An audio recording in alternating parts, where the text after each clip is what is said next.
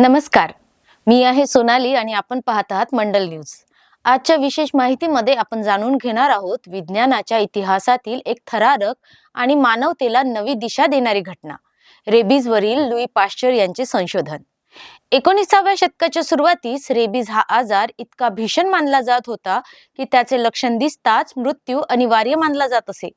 वेड्या कुत्र्याच्या किंवा इतर प्राण्यांच्या चाव्यामुळे हा आजार होतो आणि रुग्णावर उपचार केल्यास सुद्धा वाचण्याची शक्यता जवळजवळ शून्य होती। अशा भीषण परिस्थितीत पाश्चर यांनी धाडसाने या आजाराच्या मुळाशी जाण्याचा निर्णय घेतला। लुई पाश्चर हे वैज्ञानिक म्हणून नेहमीच प्रयोगशील आणि धाडसी होते। रेबीजच्या विषाणूंचा अभ्यास करताना त्यांनी हे लक्षात घेतले की हा विषाणू मज्जातंतूंमधून मेंदूपर्यंत पोहोचतो। त्यांनी संक्रमित प्राण्यांचे मेंदू व पाठीची मज्जारज्जू वापरून प्रयोग केले। या मज्जातंतूंना नियंत्रित पद्धतीने सुकवून विषाणूंची तीव्रता कमी करण्याची पद्धत त्यांनी शोधली आणि याच आधारावर शरीरात हळूहळू प्रतिकारशक्ती निर्माण करणारी लस तयार झाली। हे प्रयोग विज्ञानाच्या इतिहासात क्रांतिकारक ठरले, कारण ते पहिल्यांदाच मानवतेला प्राण वाचवण्यासाठी प्रत्यक्ष मार्ग दाखवणारे ठरले। 1885 साली घडलेली घटना इतिहासात अजरामर ठरली।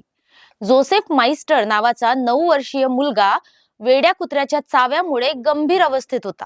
त्यावेळी सर्व डॉक्टरांनी मृत्यू निश्चित असल्याचे सांगितलं, पण पाश्चर यांनी धाडसाने 14 इंजेक्शनची विशेष पद्धत वापरली, कमी तीव्रतेपासून जास्त तीव्रतेकडे नेणारी लस।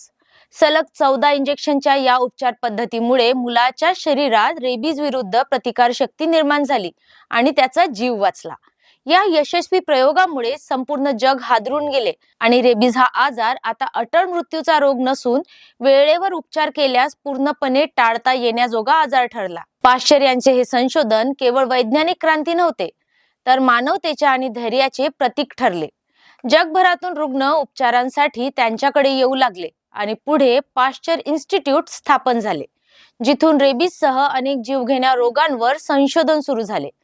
लुई पाश्चर यांनी दाखवले की विज्ञान, धैर्य आणि करुणा यांच्या संगमातून मानवाचे जीवन वाचवता येऊ शकते।